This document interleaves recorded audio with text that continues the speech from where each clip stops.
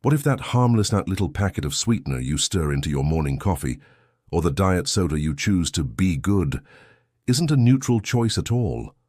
What if it's quietly opening a back door to your brain, flipping switches you don't even know exist, and telling you be hungrier? It sounds counterintuitive, doesn't it? For decades, we've been told this was the smart choice. But if you've ever felt that frustrating sense that you're following all the rules, choosing the diet drink, skipping the sugar, and yet your cravings and hunger feel more out of control than ever, then you're in the right place. You're not imagining it, and it's not a lack of willpower. You've been told for so long that the simple swap from sugar to artificial sweeteners is the smart, healthy choice. But what if that advice, while well-intentioned, was based on an incomplete picture? What if the real story wasn't about calories at all, but about communication? A critical miscommunication between your tongue, your gut, and your brain. Today we are going to dive deep into that communication breakdown. We're going to look at the groundbreaking science that is finally giving us the answers we've been searching for. We'll explore not just the source of this confusion, but the practical, actionable solutions. We're going to uncover a series of powerful insights, starting with a foundational principle for how we should view these ingredients. We'll then reveal a surprising craving-crusher that has nothing to do with sweetness. We'll navigate the world of the smart sweetener swap, identify a true metabolic ally, and build all the way to the single most important discovery in this entire field. And you absolutely must stay for this final piece of the puzzle, our game-changing revelation. It's based on a landmark 2025 human brain scan study that is completely changing what we know about how certain sweeteners can hijack our body's most ancient hunger signals. This is the information that connects all the dots, so if you're ready to move from confusion to clarity, stick with me. And if you find value in this journey today, please consider subscribing to our community. We're all in this together. Now, just a quick important reminder. All the information shared today is for educational purposes. Everyone's health situation is unique, so please consult your doctor or healthcare provider before making any significant changes to your diet or health regimen. Our goal is to empower you with knowledge, so you can have those informed discussions. All right, let's begin. Our foundational principle: sweetness is not free. Let's start with the big picture, the very foundation of this entire discussion. The core idea that has been sold to us for 50 years is that artificial sweeteners offer the pleasure of sweetness without the cost of calories. It sounds like the perfect deal, but what modern science is telling us with increasing clarity is that there is no free ride. There is always a metabolic cost. The challenge lies in the fact that we've been trained to think of cost in only one currency: calories. If a food or drink has 0 calories, we consider it free. However, your body is a far more complex system than a simple calorie calculator. It operates on a sophisticated network of hormonal signals, gut bacteria, and neurological pathways that have been fine-tuned over millions of years. To truly grasp how this works, let's use an analogy. Imagine your body's appetite regulation system is like a country's highly experienced veteran economic advisor. For millennia, this advisor has operated on one fundamental, unbreakable rule. When the sweet taste signal arrives, like a report of a massive gold discovery, it means a shipment of energy, calories, is about to enter the economy. In response, the advisor prepares the system, releasing hormones like insulin and GLP-1 to manage the incoming wealth of energy. The whole system is designed to work in perfect harmony. Now, in comes sucralose or other intense, zero-calorie sweeteners. The sweet taste signal arrives. The report of a massive gold discovery hits the advisor's desk, and it's 100 times more intense than usual. The advisor sounds the alarm. The system braces for this enormous influx of energy. But then nothing arrives, no calories, no glucose. The gold shipment was a phantom. The first time this happens, the advisor is confused. The 10th time, the advisor starts to distrust the reports. After 100 times, the system is in chaos. The advisor no longer believes the initial signals and may even start sending out panicked messages, hunger signals, screaming, "Where is the energy we were promised?" This is what health experts highlight as the core issue. Your body is being constantly deceived, and that deception has a cost. Therefore, the foundational principle we must adopt is to be mindful, To understand that even if the label says 0 calories, your body is paying a price in the form of confusion and broken communication. This is the starting point for making truly informed choices. A surprising craving crusher, the power of salt. So, if our brain's sweet-sensing circuit is being thrown into chaos, what can we do in a moment of intense craving? We're often told to just drink a glass of water or chew some sugar-free gum. But for many of us, that feels like bringing a squirt gun to a forest fire. It's simply not effective.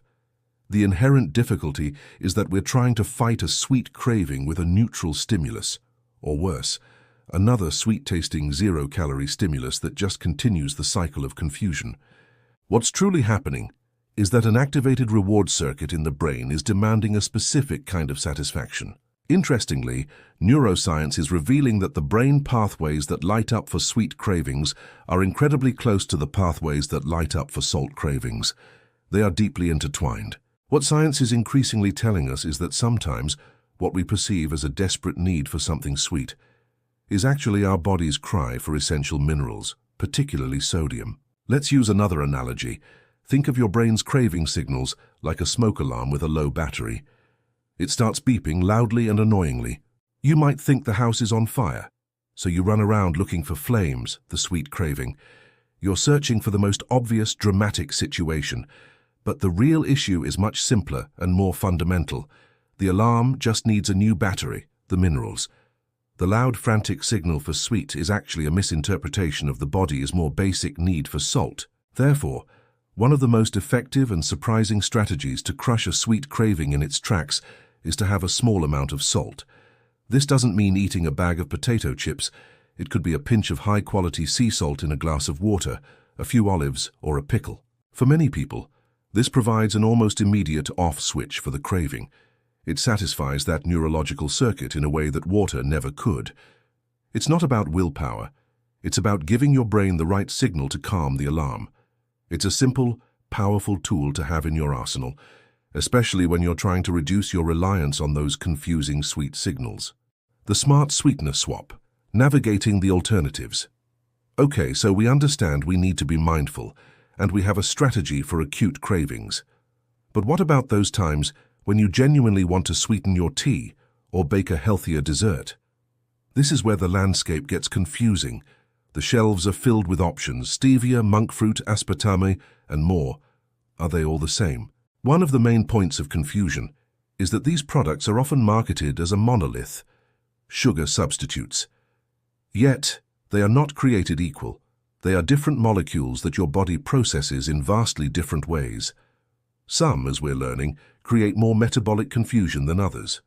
To understand this better, we have to look beyond a single outcome. For years, the debate has been hyper-focused on isolated questions. Is it bad for your gut? Does it spike insulin? But we need a more holistic view. The consensus among many wellness professionals suggests we can think of these on a spectrum of preference. Stevia and monk fruit are often placed on the better end of the spectrum. They are derived from plants and have been used for centuries in their native regions. They don't seem to have the same dramatic impact on the gut microbiome that some studies have shown for sucralose. However, they are intensely sweet, so they can still contribute to that overarching tendency of training your palate to expect and crave hypersweetness. Then there's aspartame. People are often very concerned about it, but here's a twist that might surprise you. Some emerging research suggests that, from a gut microbiome perspective, it may cause less disruption than sucralose. I hesitate to even say that because the goal isn't to pick a safer poison. The reality is that we should be limiting all of them. To make sense of this, let's imagine you're the manager of a delicate ancient library. That's your body. Sugar is like a known, documented substance. The library has a clear system for processing it, though too much of it can cause damage and wear. Intense artificial sweeteners like sucralose are like an unknown powerful chemical that disrupts the library's filing system and makes the staff, your gut bacteria, sick. Stevia and monk fruit are like a foreign language book, unfamiliar but generally benign. The library staff can handle it without much disruption. Aspartame might be like a loud, distracting visitor, annoying, but one who eventually leaves without rearranging all the shelves. Therefore, The smart swap is about harm reduction. When you must use a sweetener, opting for small amounts of stevia or monk fruit is a reasonable choice for many. The ultimate goal, however, is to gradually reduce the overall level of sweetness you require. This strategy isn't about finding the perfect magic bullet, but about making progressively better choices that respect your body's ancient metabolic library. The metabolic ally, discovering allulose. Now, if we want to move beyond just harm reduction and find a sweetener that might actually offer a metabolic benefit, we need to look at a truly fascinating and unique option: allulose. A significant drawback with most sweeteners, as we've discussed, is that they are metabolically inert. They provide the sweet signal with no substance, creating that prediction error. This is where allulose completely flips the script. It's different. Allulose is technically classified as a rare sugar. It exists naturally in small quantities in foods like figs and raisins. What makes it so unique is that while it has a taste and chemical structure similar to sugar, the human body can't metabolize it for energy, so it has almost no calories. But, and this is a huge but, it is not inert. It actively participates in your metabolic processes in a beneficial way. We've been taught that anything that influences our metabolism, like sugar, is a cause for concern. So how can something be metabolically active and good? Research, including studies often discussed in endocrinology circles, has found that allulose does something remarkable. When consumed with carbohydrates, it can actually help blunt the blood sugar spike from those carbs. Furthermore, unlike sucralose, which has zero hormonal effect, allulose has been shown to increase the release of GLP-1, that powerful satiety hormone that tells your brain, "I'm full." Let's use our final analogy. Think of your digestive system as a busy shipping port. Regular sugar is a flood of cargo containers, glucose, that can overwhelm the port workers, your insulin system. Sucralose is like a fleet of phantom ships that show up on the radar, causing chaos and confusion, but never actually dock to deliver anything. Allulose, on the other hand, is like an expert port coordinator. It doesn't just show up. It actively helps manage the flow of other cargo. It slows down the unloading of the sugar containers, reducing congestion, and sends a clear message to the port authority, your brain, that the shipment has been received and processed efficiently, so no more panic signals are needed. Therefore, if you are looking for a sweetener, allulose stands in a class of its own. It's less sweet than sugar, which is a good thing for retraining your palate. And it works with your body, not against it. It helps solve the very issue that other sweeteners create, turning from a metabolic trickster into a true metabolic ally. The game-changing revelation: your brain on sucralose. We have now arrived at the final and most important piece of this puzzle. The one piece of information that explains the why behind so many unexplained cravings and frustrations. This is the groundbreaking discovery that takes this conversation out of the realm of opinion and places it squarely in the world of hard neuroscience. The common dismissal of concerns about diet sweeteners has always been, show me the mechanism, show me how it causes weight gain in a controlled trial. For years, the data was fuzzy, based on population studies or vague theories about the microbiome.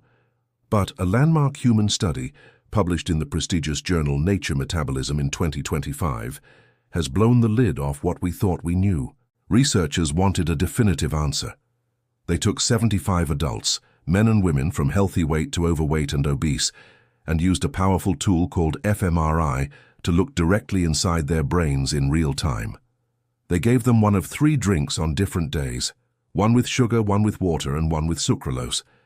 What they found was a neurological smoking gun. First, compared to both sugar and water, the sucralose drink lit up the hypothalamus like a Christmas tree. This is the master control center for appetite in your brain.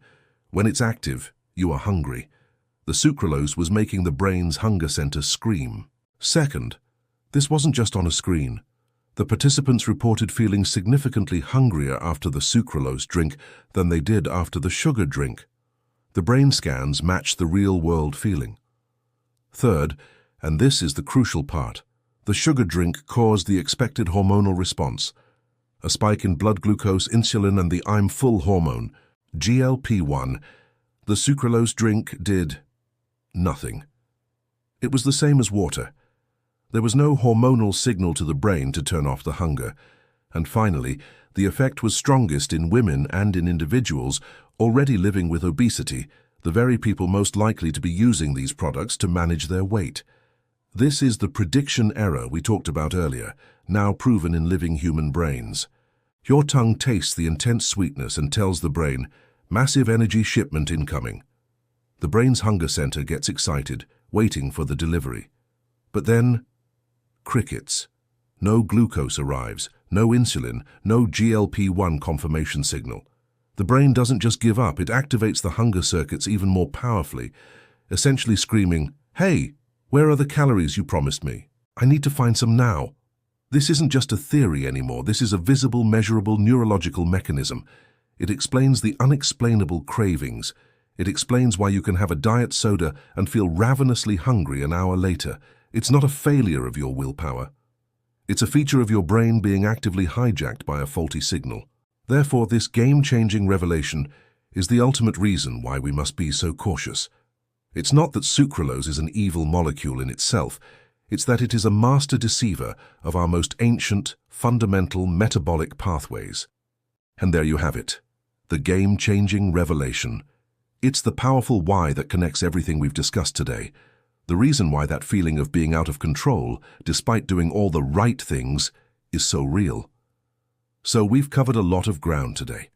We started with our foundational principle that sweetness is never truly free and always comes at a metabolic cost. We discovered a surprising craving-crusher in the power of salt to satisfy our brain's reward circuits. We navigated the smart sweetener swap, learning to make better choices with things like stevia and monk fruit. We identified a true metabolic ally in allulose, a unique sugar that works with our body. And it all led to our game-changing revelation from the latest neuroscience, the reality that sucralose can actively increase hunger signals right in the command center of your brain. Each of these insights is a stepping stone away from the confusion and towards a clear, empowered understanding of your own body. Now I'd love to hear from you. Which of these insights, perhaps it was the simple salt trick or maybe the deep dive into allulose or even our ultimate game-changing revelation, resonated with you the most? Which one are you thinking of trying or incorporating into your life first? Please share your thoughts in the comments below. Your story could be the spark of understanding for someone else in our community. If you found this journey valuable, please give this video a thumbs up. It truly does help other people find this information. And of course, don't forget to subscribe and hit that notification bell for more powerful health strategies designed for us, right here. Until next time, stay healthy, stay curious, and keep thriving.